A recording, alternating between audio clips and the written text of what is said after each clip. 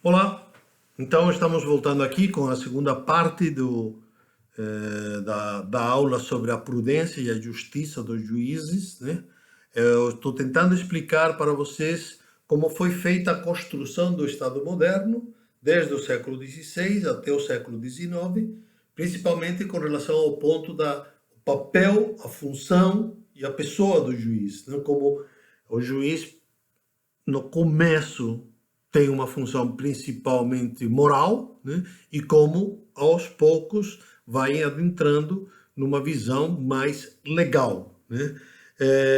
Eu vou procurar fazer isto através de, primeiro, um autor bastante importante do fim do século XVIII, 1785, ele publica o seu livro, que é Guardiola e Sais, e depois alguns outros autores mais iluministas ainda, já do começo do século XIX. Guardiola publica o seu livro em Madrid em 1785. O título do livro já é muito significativo: O Corregedor Perfeito e o Juiz Exatamente Qualificado com as qualidades necessárias e convenientes para o bom governo econômico e político dos povos. Então vejam, o título já diz tudo. Ele está falando de um corregedor ou de um juiz perfeito e bom, que está dotado das qualidades necessárias. Desculpem, quais são essas qualidades? São qualidades morais, nós vamos ver agora daqui a pouquinho, né? Mas chama muito a atenção que estamos à beira, às portas do século XIX, e ainda a doutrina é de 2 séculos e meio atrás, onde não há ainda uma separação nítida entre o público e o privado, entre o moral e o jurídico, entre o político e o religioso. O juiz, para ser bom juiz, precisa ser um bom homem. Precisa ter, diz o Guardiola, ciência e todas as virtudes morais e civis que prescrevem, vejam só, as sagradas letras, ou seja, a Bíblia, e as reais disposições, ou seja, as leis reixas, né? E mais ainda, precisam ter os juízes o sal que chamam da consciência. Então, o sal da consciência, o título do meu livro, especificamente, eu tirei daí, né? O sal da consciência é uma metáfora, né? Que é uma qualidade do bom juiz. Ele precisa ter a consciência temperada. Temperada para quê? Para saber ver, para saber encontrar o justo, para saber perceber onde é que está a decisão acertada.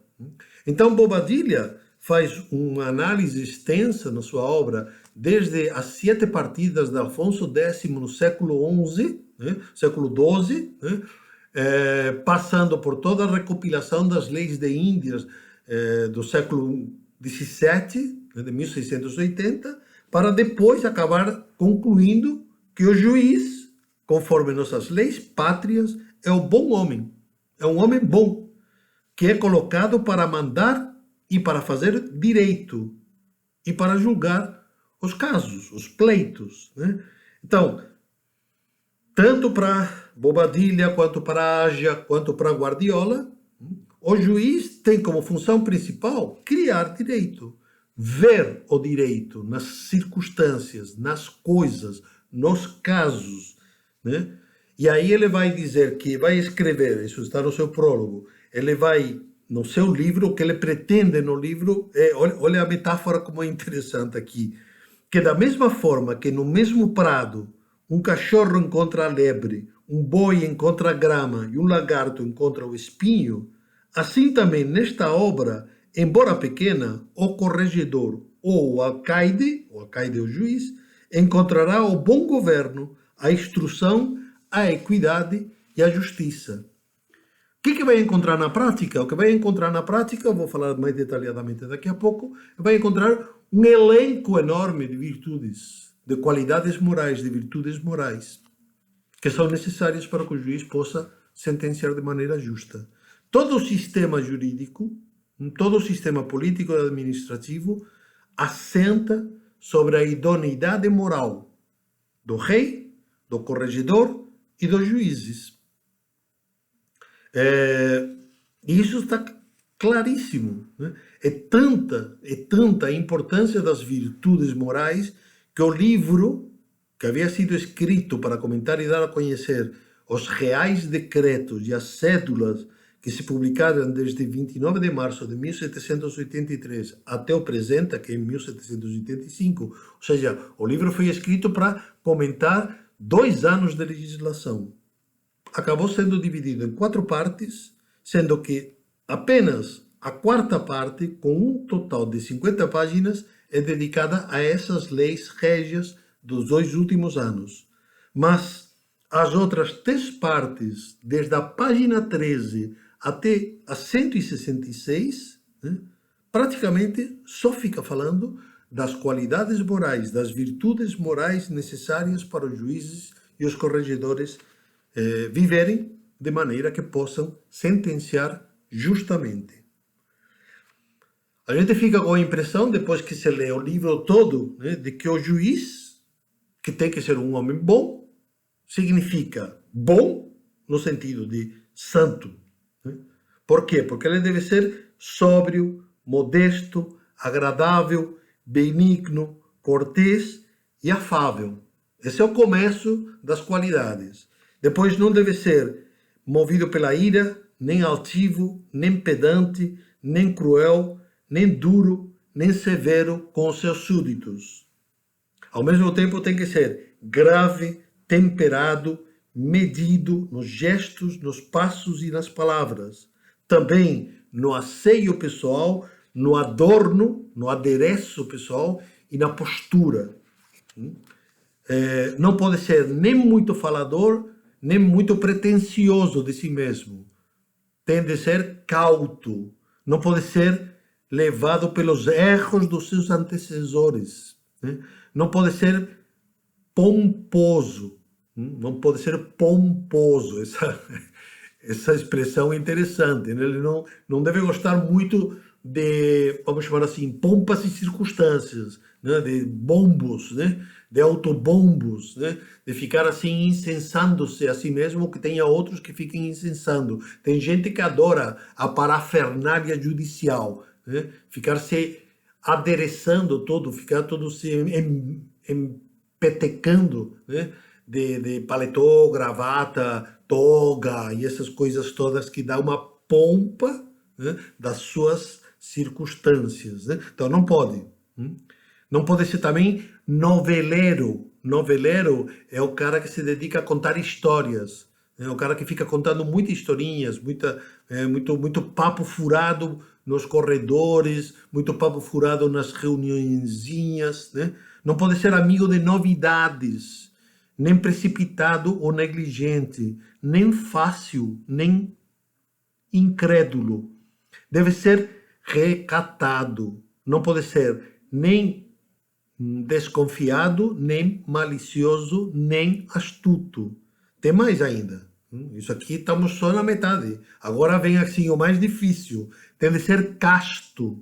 Não pode ser dado a convites, especialmente se forem convites particulares e privados. Não pode ter amizades estreitas. Deve de se desculpar de participar de jogos, de danças e de outros passatempos impróprios dos seus ofícios. Isto era levado muito a sério. Ou seja, o juiz era olhado continuadamente. E se ele participava, vamos chamar assim, das festas populares, se ele participava das danças, se ele participava das reuniões onde corria bebida solta, ou se ele tinha amantes públicas, ou se ele era visto com outras mulheres que não a sua própria, isso era facilmente de ser identificado. Isso liquidava com a figura do juiz. Isso fazia com que a sua sentença já estivesse prejudicada. A sua função judicial já ficava prejudicada. Tem mais virtudes ainda necessárias. Desculpem, mas isto aqui me parece extremamente importante. Não pode ser orgulhoso, nem austero, nem muito triste ou melancólico, nem extremado, nem singular nas suas deliberações. Ou seja, não podia ser um cara que às vezes aparece assim no Supremo Tribunal Federal, de um cara assim tão original, que só ele pensa dessa forma. Né? Não pode ser assim. né? Não pode ser nem extremado nem singular nas suas deliberações. Tem que ir já conforme algo que já foi decidido por muitos outros. Existe uma opinião comum dos doutores, né? Não precisa ficar inventando história para decidir justamente, né? Que o seu principal, que sua principal preocupação seja o bem comum da República, a observância das leis, a defesa dos súditos, sem esquecer do socorro dos pobres, do amor aos órfãos, da veneração dos templos, da proteção das virtudes, do breve despacho dos negócios e das causas, julgando sempre o que é justo, sem distinção das pessoas, cuidando a si mesmo, da fidelidade, da diligência, da limpeza e da bondade dos alguacis. Os alguacis são aqueles funcionários da justiça, né? Principalmente aqueles que cuidavam das funções de polícia ou de oficiar as sentenças e as diligências feitas pelos juízes, né? E tudo isto,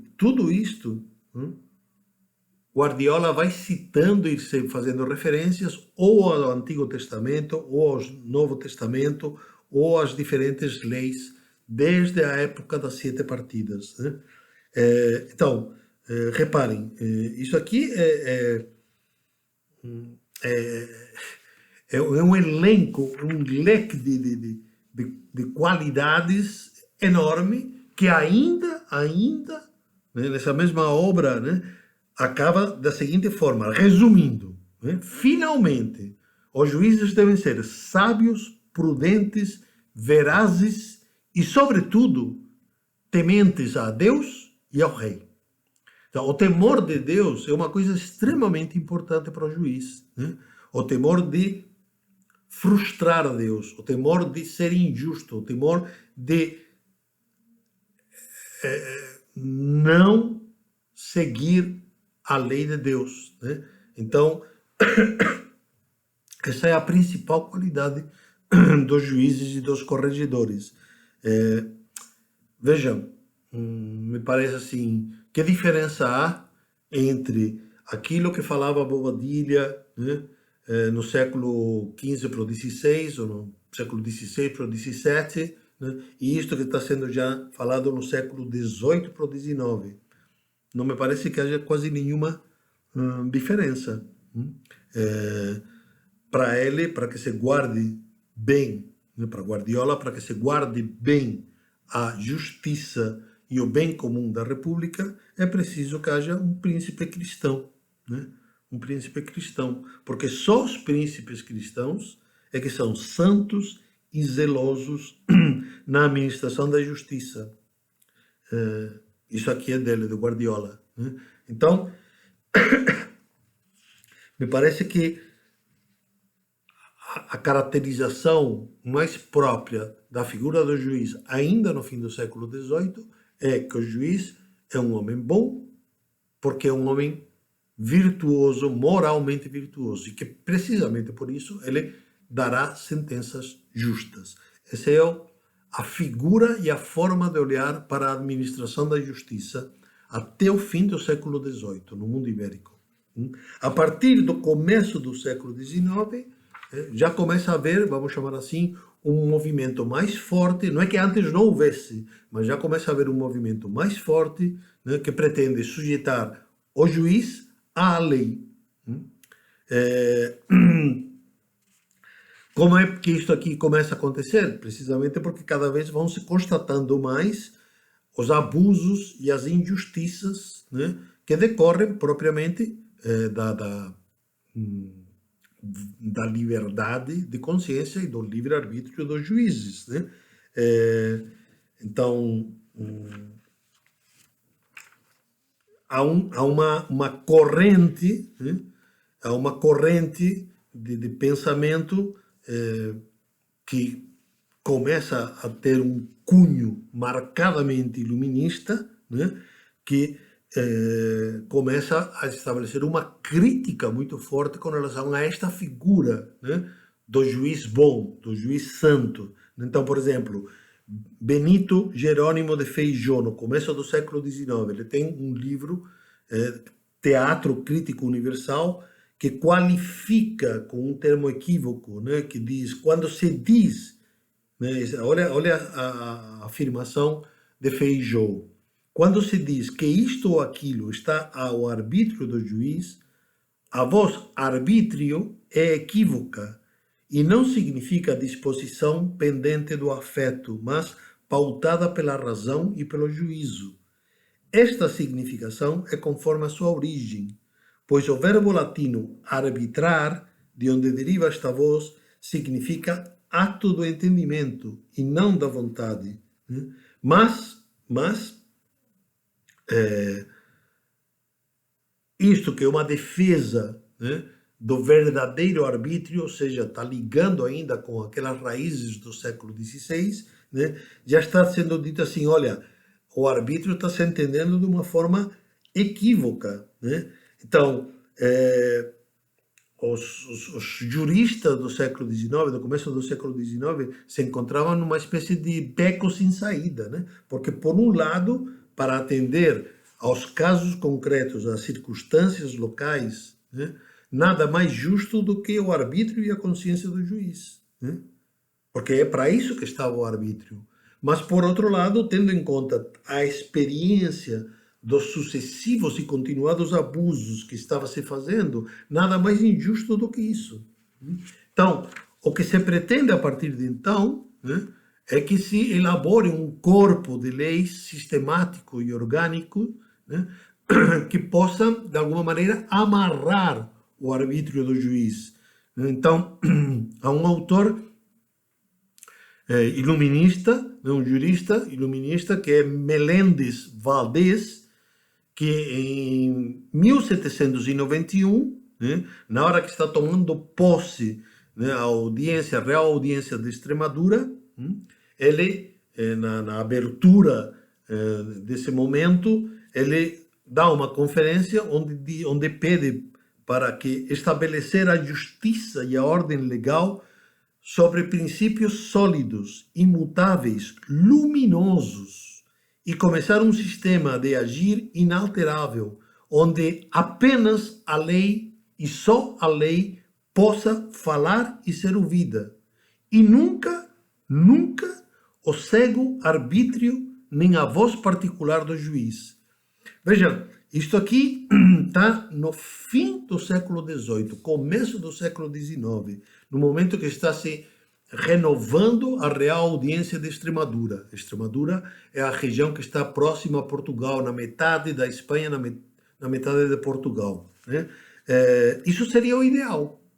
Para esse fiscal, o Meléndez Valdés é um fiscal.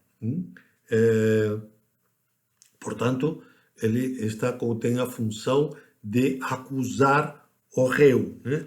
Então, para ele, a justiça e as leis são uma mesma coisa e falam a mesma linguagem incorruptível e pura.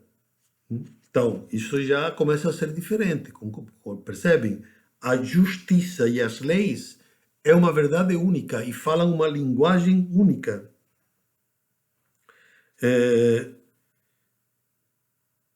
É o que se pretende a partir de agora. Não se pretende, então, elaborar, vamos chamar assim, o código, o corpo de leis verdadeiras, luminosas, né? Que possam dizer a voz da justiça e que o juiz, ouvindo a voz da lei, não a voz da sua própria consciência, aplique essa lei aos casos concretos. Né? Então, vão surgindo uma série de juristas, cada vez com maior peso, cada vez com maior influência na corte, né? Que, com uma clara tendência iluminista, né? A favor da aplicação exata e pura, sem, e eles declaram isto especificamente, sem deixar espaço para interpretações, glosas ou comentários da lei. Né? A lei deveria falar por si mesma. Não tem nada mais decimonônico nem mais iluminista do que essa ideia, né? Assim como o fato fala por si mesmo, o documento fala por si mesmo, a lei fala por si mesma. A verdade pura se manifesta por meio da lei.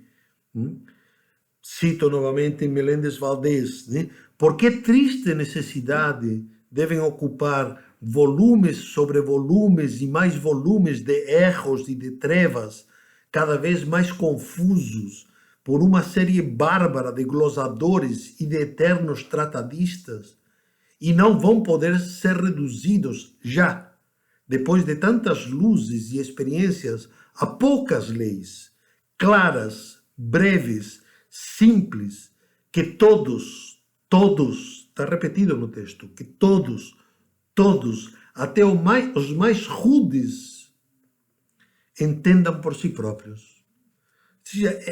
É o sonho do iluminismo, né? Que se possam criar leis claras, simples, que qualquer idiota possa entender, para que não haja nenhuma necessidade de ter de explicar, para que não precise existir sequer o tal do Supremo Tribunal Federal, porque o tal do Supremo Tribunal Federal fica falando da cabeça deles. Né? É uma coisa meio misteriosa tudo isso aqui, esse processo de construção do Estado. Né?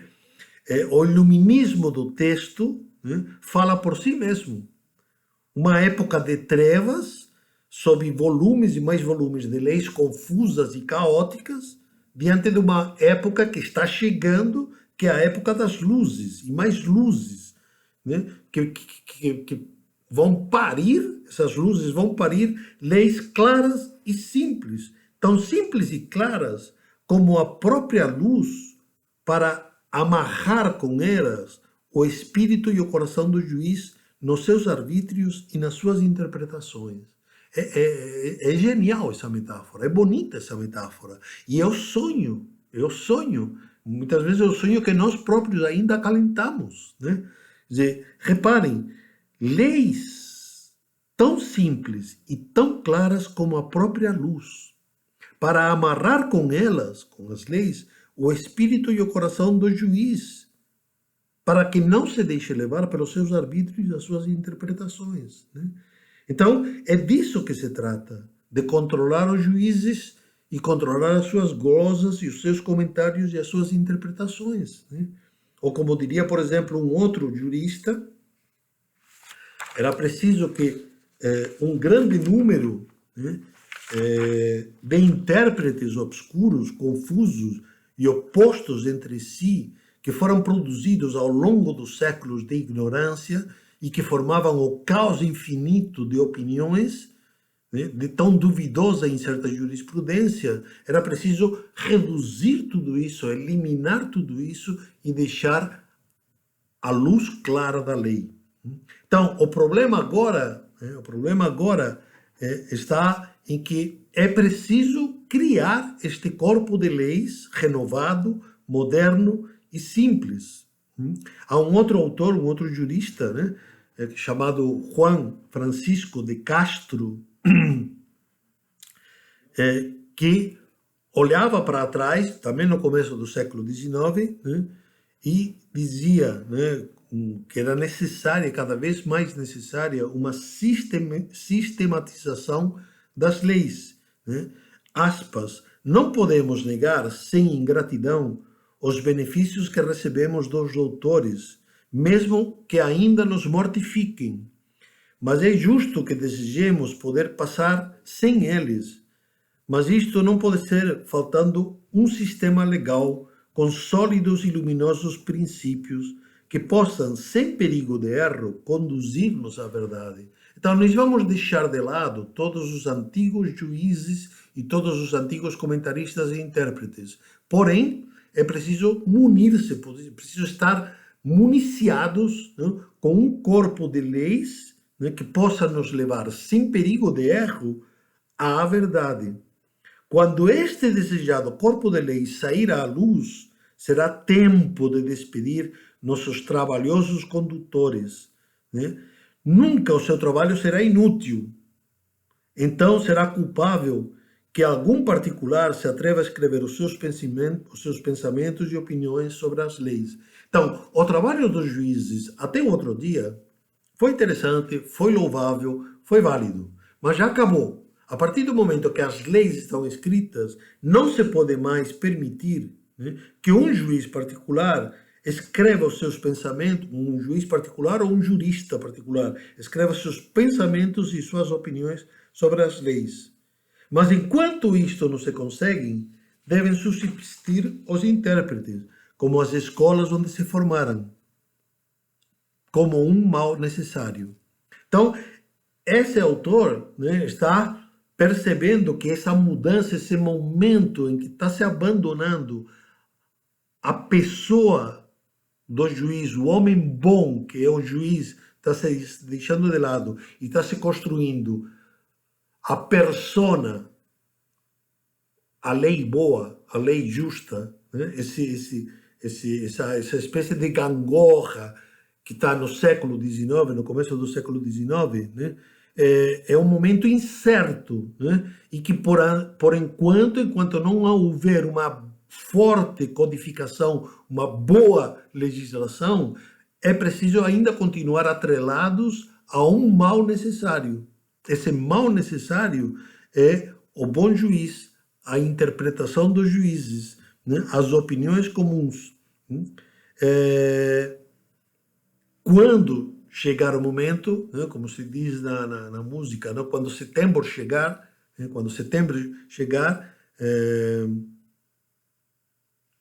vão chegar os princípios certos e as regras metódicas das quais se poderão inferir as consequências precisas que serão aplicadas aos casos concretos, cortando, enquanto for desejável, toda ocasião para o juiz poder arbitrar, encomendando-lhe apenas obedecer, isto é, sujeitando o juiz à lei, e não a lei ao juiz.